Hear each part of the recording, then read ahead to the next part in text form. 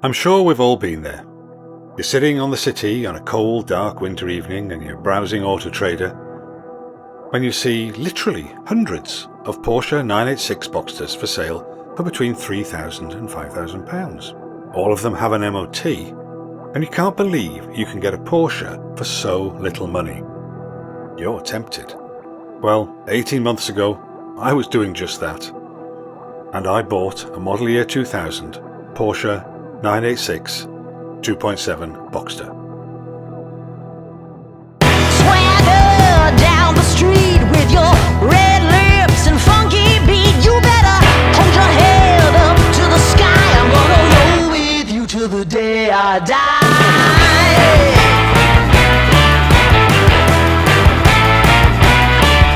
Hey, swing those hips around. Can't stop, roll back down. My ladies, short, tall, thin or wide, always down and ready to ride.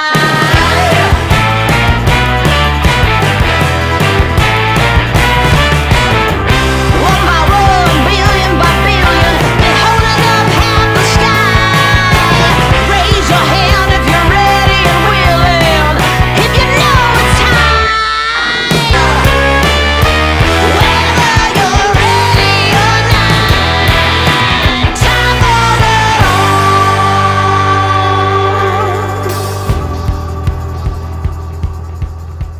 Break free. Okay, Sam, thanks for letting me bring my Boxster in and poke about underneath.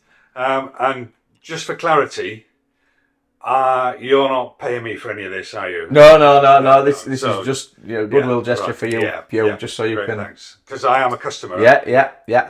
Okay, we'll just get that out of the way. So, how long have you been here? I've been in this unit just over 4 years now.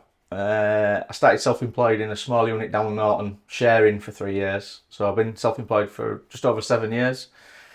Business is growing, strength to strength, as they say. So, and you independent Porsche specialist. Yeah. So, is it just servicing you do here? No, we do not just servicing. We do from restorations to engine rebuilds to gearbox rebuilds. We have various body shops, quality body shops, which we use, which we do. We strip the cars down, send them to them, and then we rebuild them with correct seals, new parts required, properly, put back together properly, making sure all electric mirrors work, etc. We have a local trim shop, so we can get roofs done, seats, anything and everything Porsche related. Do you get many people with cheap Boxsters, the sort of eBay Boxster coming to you? Or Yeah, we get a few. We look at we get a lot, to be fair. We look after treat everybody the same and look after everybody the best we can. Some people, all I've ever wanted is a Porsche, and a Boxster is an affordable Porsche, but they're affordable for a reason, because they want money spending on them. So we can spread the cost out and slowly make it a top quality car over a period of time. Okay, Sam. So thanks for spending your time coming in, working on a Saturday Afternoon. Yeah, and giving me the time to put my Boxster up and do a little bit of a No walk problem. underneath. Not a problem here. Okay, so thank you very much indeed. No problem. In case some of you out there might fancy doing the same, I've driven over to Sam Lander Engineering in Malton, North Yorkshire, an independent Porsche specialist, where Sam has kindly let me put my old snotter up on his ramp so I can point out what you can expect to be replacing on your Auto Trader bargain Boxster by putting my car on the ramp and pointing out the most likely things that you are probably going to need replacing on your bargain Boxster. The most obvious thing is the suspension.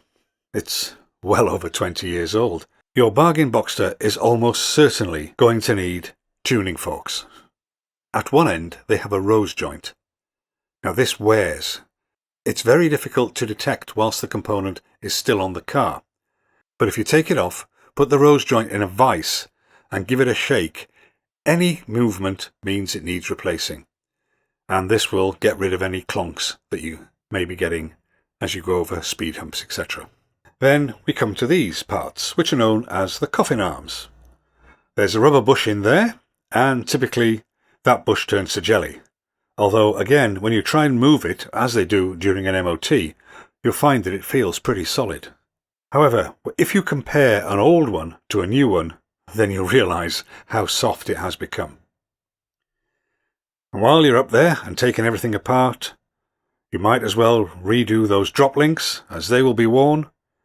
And the thing about the drop links is that to take them off, right up there where the drop link goes through the hub carrier and secures the strut in place, that will probably be seized. And it's an absolute nightmare to get out.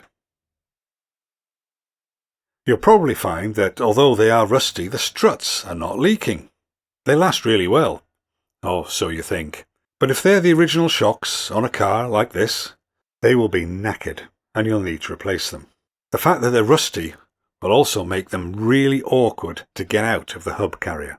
At the top of the strut, up there in the dark, is the strut top bearing and the strut mount. And they're most likely gone as well. Again, it's the rubber that degrades. The track rod ends, well, they go as well. Fortunately, on my car, they had been done not that long before I bought it. So, moving on down the car. Generally, rust isn't a problem on a 986, they're really well made. You can see mine's pretty good underneath. One brake line, which is particularly prone to rusting, is this one here. And when I bought my car, it was absolutely shocking. I don't really know how it managed to get an MOT. So I replaced that ASAP. I've subsequently been told by MOT testers that they've had these pipes split during the MOT brake test. Pay attention to where the engine and the gearbox join. When I bought mine, it had a tiny little weep of oil where the gearbox and the engine join. However, over the course of about a week with me driving the car regularly, it turned into a torrent. So much so, I thought there was going to be some pensioners gluing themselves to my driveway in protest. What had happened was that the rear main seal, or the RMS, had completely given way. It's a cheap part and not difficult to do, except that the gearbox and engine need to be separated. I made the decision to have this done here at Sam Landers. While the gearbox was out, and I know this is going to be controversial, I had Sam replace the IMS bearing with the EPS roller bearing solution. The clutch was replaced as well. Moving to the rear suspension. Again, the bushes in the coffin arms, which are the same front and rear, will have the same issues as before. The bushes will have turned to jelly. And you've got the same issues with the drop links at the rear as well. Your biggest problem are likely to be the 4 adjustable bolts for the suspension. The camber and the toe are adjusted using these hardened steel bolts which have an eccentric washer on them. The problem is these bolts seize in the steel sleeve of the rubber bush. The only way to get these out is to take all this substructure off and then cut them out with a reciprocating saw.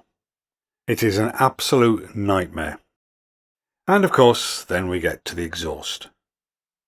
My exhaust was falling apart, so I fitted one of these. Now, I know a lot of people don't like these, but I think they're actually really rather good. You'll also find that your discs are probably worn down below the limits, so you'll need to replace those. Like all disc brakes, it's quite an easy job to do. Although when you're taking the caliper off, you could be unlucky and find that these big Allen head bolts have seized in the carrier. Now, I didn't have that, thankfully, but I think it probably could be a bit of a nightmare. And that's pretty much what you're going to have to expect on your cheap Boxster 986. And this is just the bits underneath.